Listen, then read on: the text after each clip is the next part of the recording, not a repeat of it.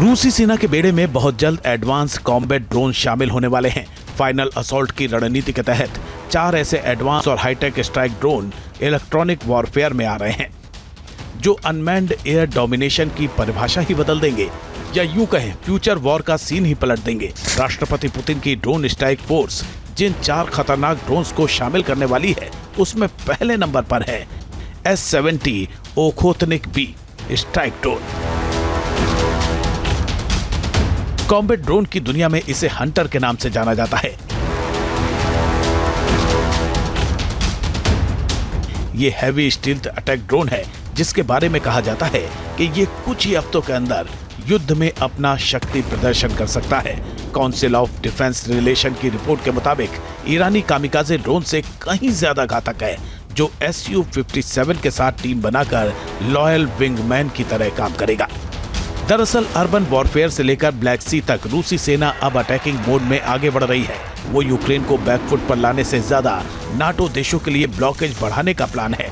पिछले हफ्ते राष्ट्रपति पुतिन ने इसका इशारा भी किया था कि उन्हें यूक्रेन से नहीं, यूक्रेन के पावर बैकअप से दिक्कत है। रूस यूक्रेन की धरती पर एक साथ सैकड़ों ड्रोन अटैक कर रहा है। 9 जुलाई को रूस ने 700 से ज्यादा गेरान 2 ड्रोन से साउथ यूक्रेन को निशाना बनाया था, लेकिन कुछ महीनों में रूस ऐसे ड्रोन से हमला करेगा जिसमें एक ही ड्रोन कई वॉरहेड से अटैक करेंगे, यानी असॉल्ट राइफल की तरह ड्रोन भी मल्टी टारगेट को हिट करेंगे। और ये काम करेगा ग्रोम ड्रोन और Molniya drone, multi role attacker.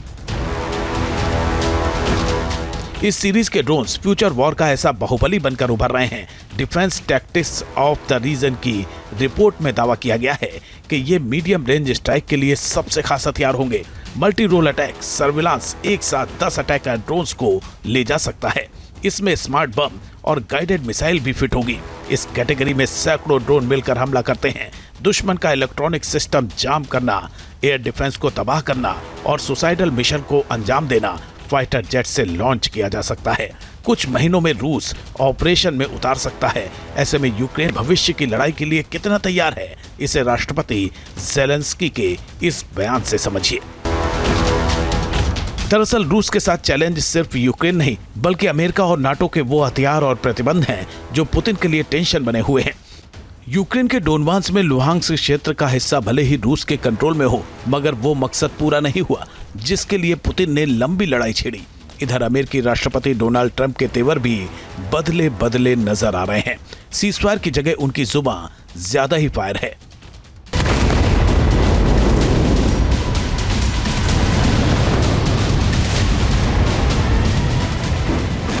ताकत और वर्चस्व की ये लड़ाई अब पूरी तरह से अनमैन्ड हथियारों की लड़ाई बन गई है, जिसमें अब भी ज्यादा घातक होंगे हमले।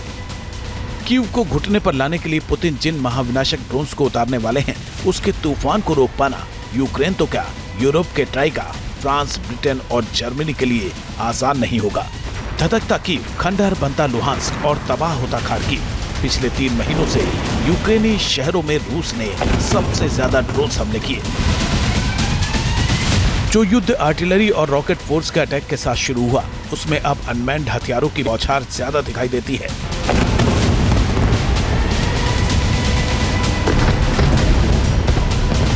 जिसने रूस को भी गहरे घाव दिए।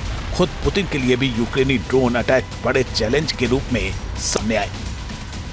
ऐसे भी समय आए जब यूक्रेन के पास और हथियार बहुत कम पड़ गए थे, तब उसने अपने ही यहाँ बनाए हुए ड्रोन या नेटो से लिए गए ड्रोन से लड़ाई के अंदर अपने आप को बनाए रखा और उन्हीं ड्रोन्स की वजह से ही वो रशिया के स्ट्रेटेजिक बॉम्बर्स को भी नष्ट कर पाया।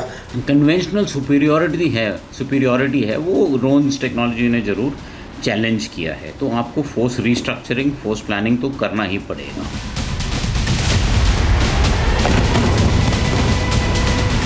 रूस के लिए सबसे बड़ा चैलेंज तो तब आया था जब यूक्रेन में तुर्की के TB2 ड्रोन ने उसे टैंक का कब्रिस्तान बना दिया था।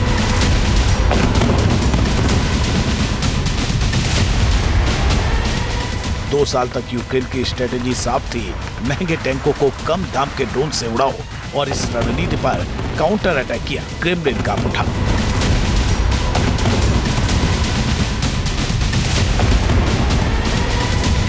वो तारीख जब बर्फिस्तान में बने रूसी एयरबेस एफपीवी ड्रोन अटैक से अचानक दहलने लगे। वो ऑपरेशन था स्पाइडर वेब। इस ऑपरेशन की खास बात यह है कि इसमें किसी लेटेस्ट या महंगे मिलिट्री सॉफ्टवेयर का नहीं, बल्कि लगभग 20 साल पुराने एक open source auto pilot system का इस्तेमाल किया गया।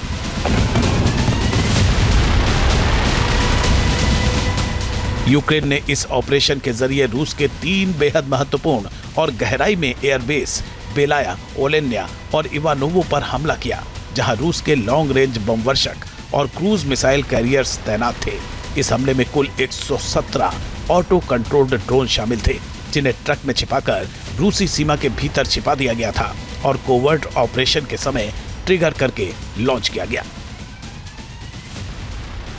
दुनिया के सबसे घातक कोवर्ट ऑपरेशन ने दुनिया में एक नया ट्रेंड सेट कर दिया कि सस्ता, पुराना और ओपन सोर्स टेक्नोलॉजी भी सही रणनीति से बड़ी सैन्य ताकतों को चौंका सकती है। ये युद्ध के भविष्य की एक नई तस्वीर पेश करता है कि छोटे लेकिन स्मार्ट हथियार से भी बड़ी तबाही जा सकती है। उनके एयर बेसिस पे, उनके एविएशन एसेट्स पे और 20 से ज़्यादा जो हैं उनके एयरक्राफ्ट डैमेज हुए हैं, जिसमें स्ट्रेटेजिक बॉम्बर्स भी हैं। और देखिए इनोवेशन भी देखिए, ये रशिया में ही उन्होंने वो डिप्लॉय किए हुए थे इनके जो ड्रोन बेसिस हैं और वहाँ से किए।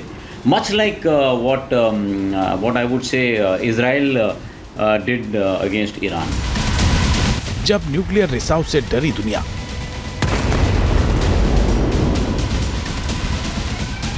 चेर्नोबिल परमाणु प्लांट यूक्रेन और बेलारूस की सीमा के पास है। इसी साल फरवरी में यूक्रेन के चेर्नोबिल न्यूक्लियर प्लांट पर रूस ने गेरोन 1 स्वार्म ड्रोन से अटैक किया था, जिससे प्लांट को भारी नुकसान पहुंचा था।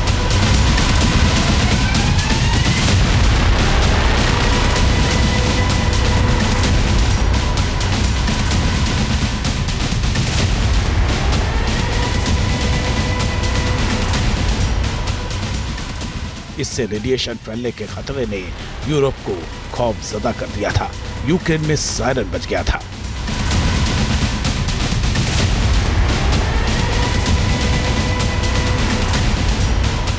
चेर्नोबिल का नाम सुनते ही आज भी दुनिया के लोग डर से कांप उठते हैं, क्योंकि 39 साल पहले यहाँ जो परमाणु त्रासदी हुई थी, वो मानव इतिहास की सबसे भयानक घटनाओं में से एक थी।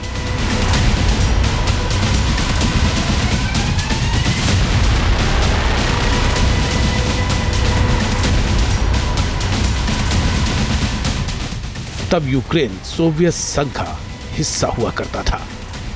तब यही था चेर्नोबिल न्यूक्लियर प्लांट, जहां हादसा हुआ था और हजारों लोग मारे गए थे। पूर्वी यूरोप के कई देशों में रेडिएशन हवा में फैल गया था। वैसा ही डर इस युद्ध में बस रहा, और वो भी ड्रोन अटैक से।